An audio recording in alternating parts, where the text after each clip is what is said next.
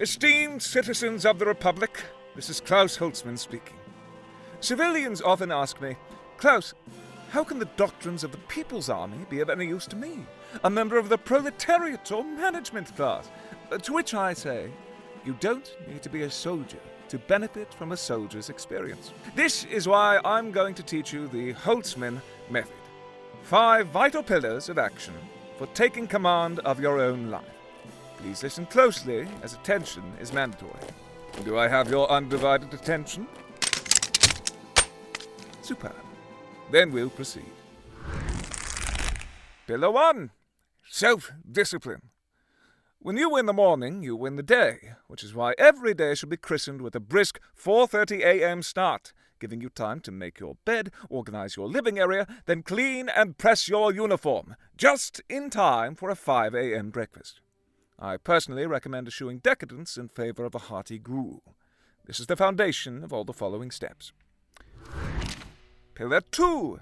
Diplomacy. Sun Tzu once said that the supreme art of war is to subdue one's enemies without fighting. If you wish to follow my example, then you should spend an hour practicing your rhetorical skills in front of the mirror each morning, and closely observing the people in your life to compile extensive files of compromising information on each one. These will make them far more amenable to verbal persuasion, I assure you. Pillar 3. Take care of your appearance. I believe it was Machiavelli who once opined that men judge generally more by the eye than the hand, which is why maintaining appearances is of utmost importance.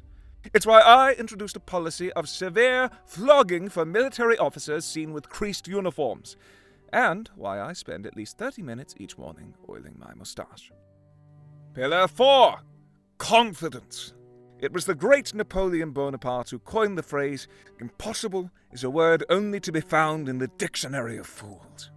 A sentiment I very much agree with, which is why I have it inscribed in Latin above my desk. There is no use in the military for people without adequate self-belief.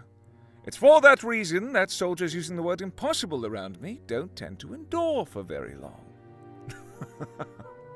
Perhaps a little more than a strange coincidence, don't you think? Oh. And finally, Pillar 5. Maintain a vision. Without the vision of a goal, a man cannot manage his own life, much less the lives of others. One of my personal inspirations, Genghis Khan, once said that a man without vision is a sorry man indeed. And if you'll forgive me for a moment of sentiment, nothing helps me take on the day with a spring in my step quite like ruminating on the grand plans I have for this country. Plans I'm hoping to actualize sooner rather than later. And that concludes today's presentation. I assume you found the process edifying, yes? And just to ensure that you did indeed pay attention, would you care to repeat Pillar 2 back to me? Oh, shame. Terrible shame. Gentlemen,